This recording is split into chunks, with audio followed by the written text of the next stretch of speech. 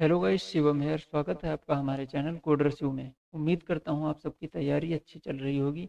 और हम artificial intelligence के यूनिट 5 को पढ़ रहे थे, जिसमें हमने इंफॉर्मेशन रिट्रीवल और डेटा रिट्रीवल तक पढ़ लिया था।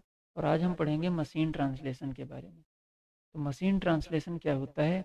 ये एनएलपी का एक टूल होता है। Machine translation is a powerful tool in NLP that can help bridge language barrier to create more efficient communication.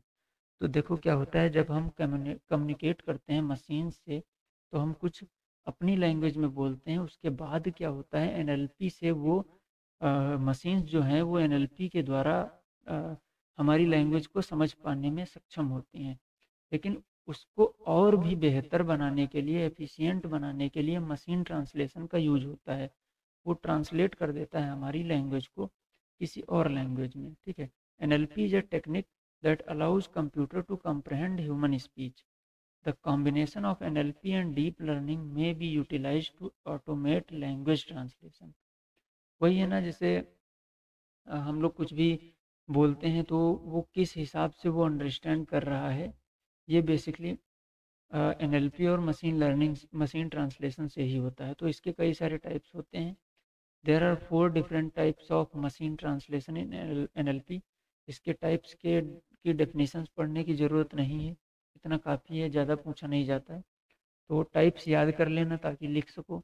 Statistical machine translation, rule based machine translation, hybrid machine translation, neural machine translation. तो ये 4 type की होती हैं।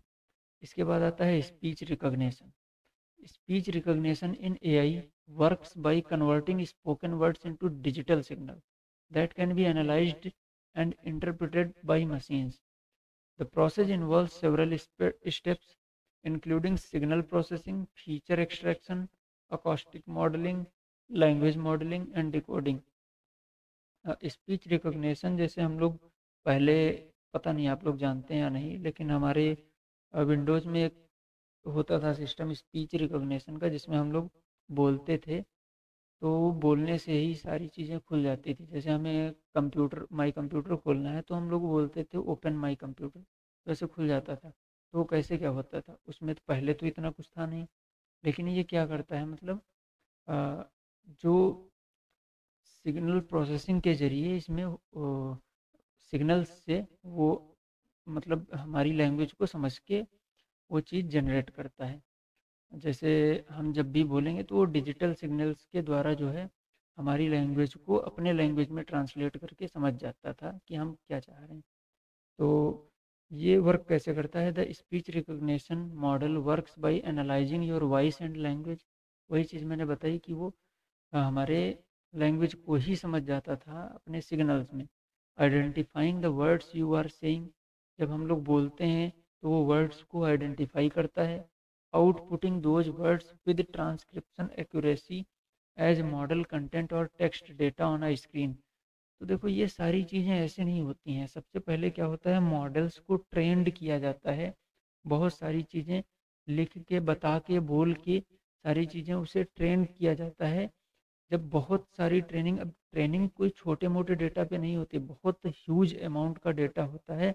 Model इतना बड़ा होता है कि सिस्टम, नॉर्मल सिस्टम वर्क भी नहीं कर पाएगा। उसको रन करेंगे जब हम मॉडल को, तो काफ़ी टाइम लेता है, 2-2 3-3 घंटे से ज़्यादा।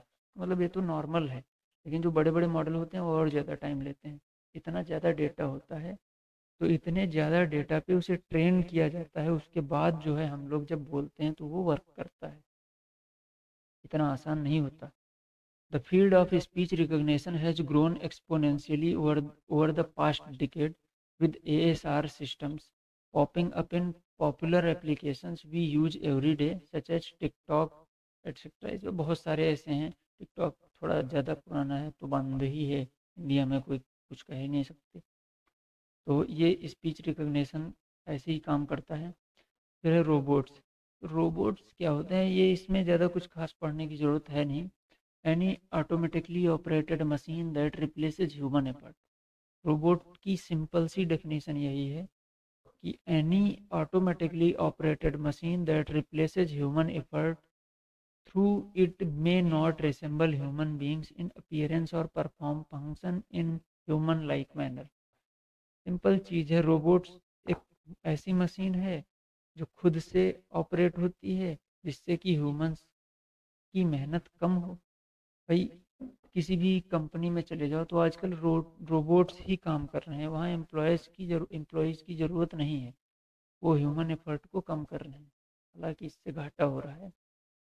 There are some examples of AI robots, ये कुछ एग्जांपल हैं, Flippy 2, AMP robotics, Atlas and Spot, ये सारे एग्जांपल हैं, इनको लिख सकते हो और भी सर्च करके लिख सकते हो, इनके बारे में भी सर्च करके लिख सकते हो, कितना भी लिख दो, नंबर तो वैसे ही मिलेंगे, 6 7 8, बहुत अच्छी राइटिंग हुई तो। AI robots are controlled by AI programs and use different AI technologies such as machine learning, computer vision and RL RL learning होती है रीइंफोर्समेंट लर्निंग। इसमें क्या होता है कि हम जो डेटा सेट ट्रेन करने के लिए देते हैं वो लेबल्ड डेटा होता है, ये चीज़ आप मशीन लर्निंग में आगे चल के पढ़ोगे। They are augmented with a variety of sensors including vision devices such as 2D 3D cameras, vibration sensors, proximity sensors, accelerometers and other environmental sensors। तो ये हमारा रोबोट्स था और यहीं पे जाके हमारा यूनिट 5 और ये सब्जेक्ट भी फिनिश होता है। उम्मीद करता हूँ आपको ये सारी वीडियोज पसंद आई होंगी, और अगर आप कोई दूसरी सब्जेक्ट भी चाहते हो कि उसका भी मैं वीडियो बना के डालूँ तो आप लोग कमेंट कर देना, मैं डाल दूँगा। तो आप लोगों को क्या करना है, इस वीडियो को लाइक करना है, शेयर करना है और चैनल को सब्सक्राइब कर लेना है। मुझे पता है आप लोग देख लेते हो लेकिन सब्सक्राइब नहीं करते हो, बहुत मेहनत लगती है वीडियो बनाने में। कंटेंट पहले ढूंढो, फिर उसको एक जगह कंपाइल करो, फिर वीडियो बनाओ, एडिट करो, उसके बाद जो है वीडियो डालते हैं हम लोग। तो सब्सक्राइब कर दो चैनल को। हम मिलते हैं किसी नई वीडियो में, किसी नए